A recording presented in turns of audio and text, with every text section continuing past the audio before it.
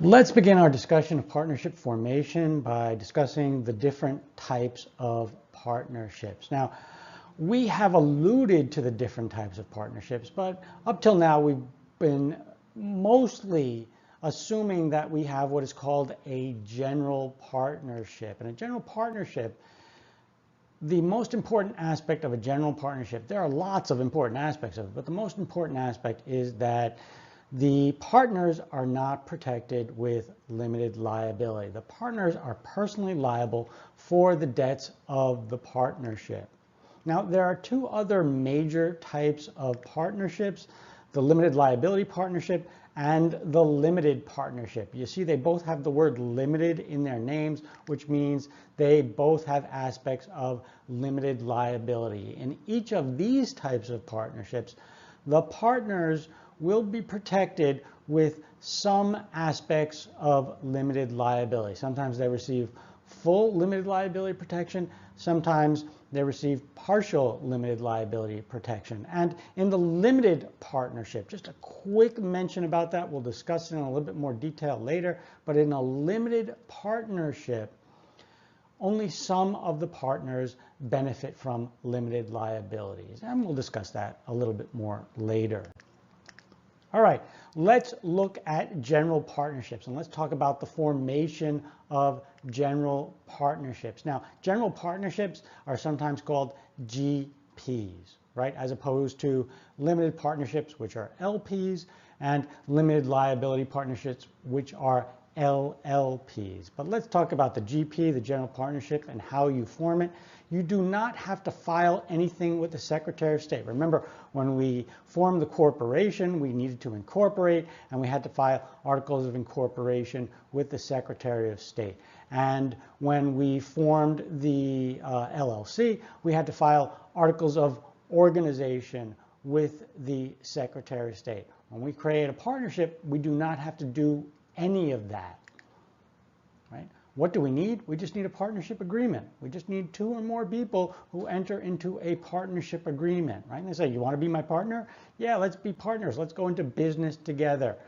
Now that is the formation of a partnership. It's that simple. Now, sometimes we won't have a partnership agreement, but if we simply have two or more persons carrying on as co-owners of a business for profit, then we have a partnership. These people are partners. Even if they didn't say, hey, you want to be my partner, if they are just doing a business together, acting as co-owners, then they are partners. And sometimes we call this an inadvertent partnership because people do this. They enter into business together and they say, let's share the profits, and they don't know they're going to be considered partners under the law. And there are some legal consequences to being partners, which we'll discuss in a little bit. So sometimes it's called an inadvertent partnership. So if you are doing business with someone else and you're acting as a co-owner and you don't form a corporation and you don't form an LLC, you are a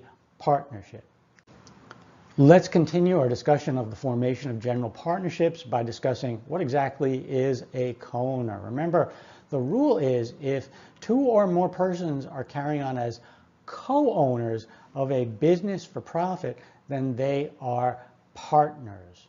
So what does it mean to be a co-owner? How can a court tell if two or more persons are acting as co-owners and it's not some other type of business transaction? Well, think of what it means to be an owner. What are the things that you usually, what are some things that usually indicate that a person has ownership? What are the indicia of ownership? Control, sharing in profits, and sharing in losses. Let's discuss each of these in the context of a business transaction. Now, control is a good indication of ownership, but it's not a perfect indication of ownership. There are other types of business transactions where a person might have control but not be an owner. For example, we might give a tremendous amount of control to an employee, a manager, or something like that. And if we do that, that person has control, but is not a co-owner of the business.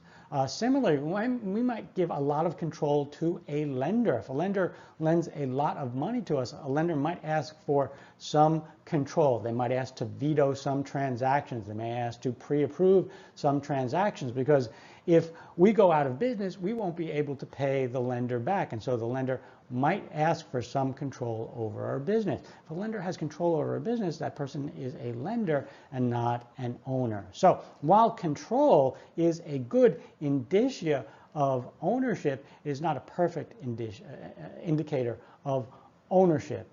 There are other transactions where control might be given to someone who is not an owner.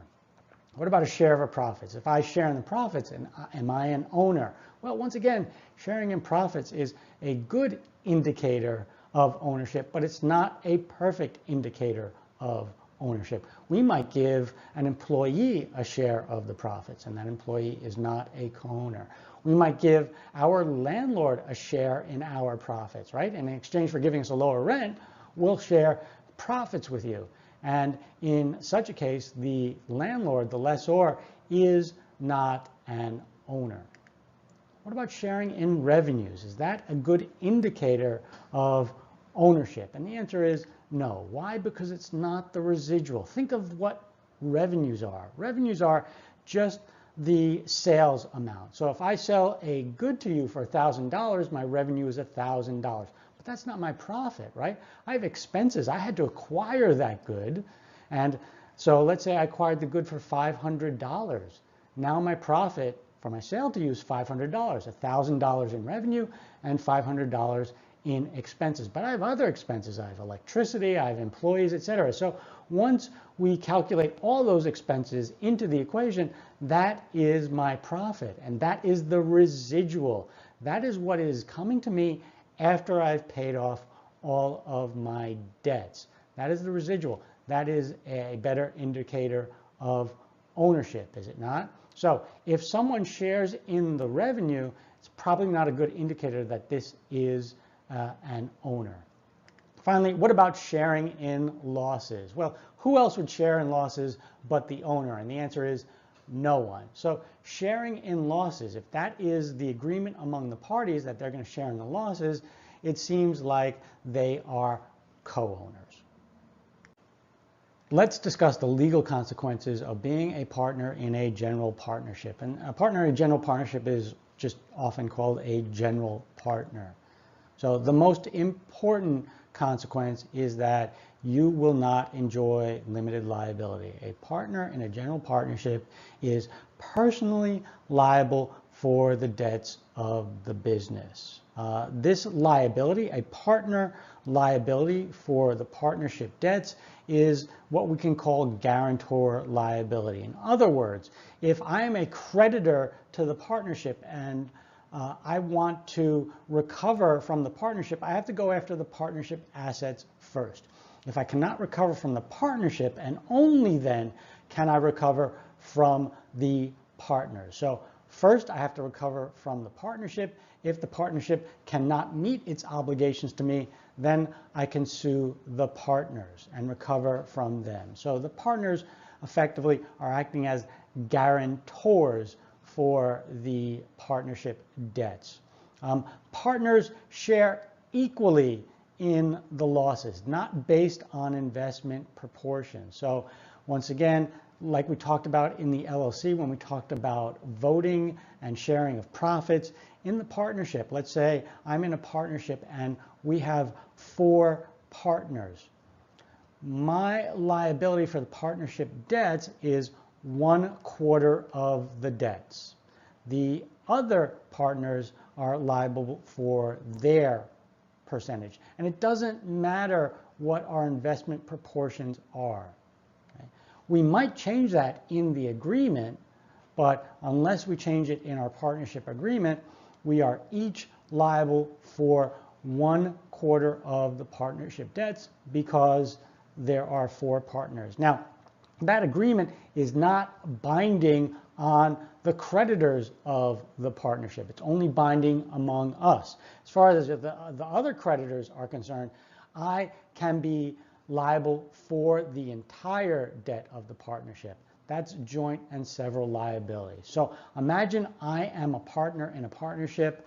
I am one of 4 partners. As far as my relationship with the other partners are concerned, I am only responsible for 1/4 of the debts of the partnership. But as far as the outside world is considered, I can be held liable for the entire debts of the partnership. Now, if I am held liable for the entire debts of the partnership, I can sue my other partners for contribution, but I will still be liable personally for the debts of the entire partnership. All right, so among the partners, they share the liability equally, but to the outside world, any one partner can be held responsible for the entire debts of the partnership. All right, so other important legal consequences of being a general partner in a partnership.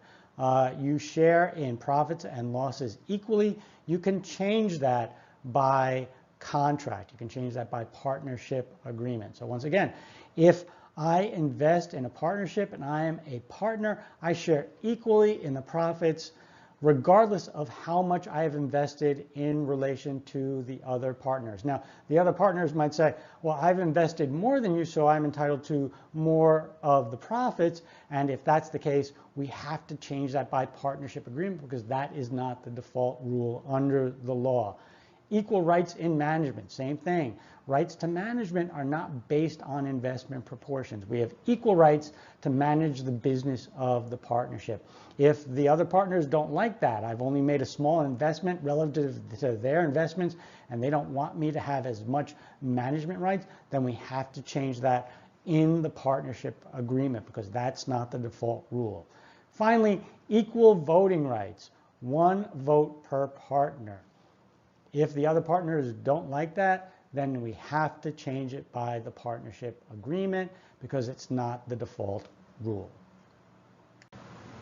Finally, let's just take a quick look at the difference between a partnership and a joint venture. Actually, the law doesn't distinguish between a general partnership and a joint venture. There's still 2 or more persons carrying on as co-owners of a business for profit.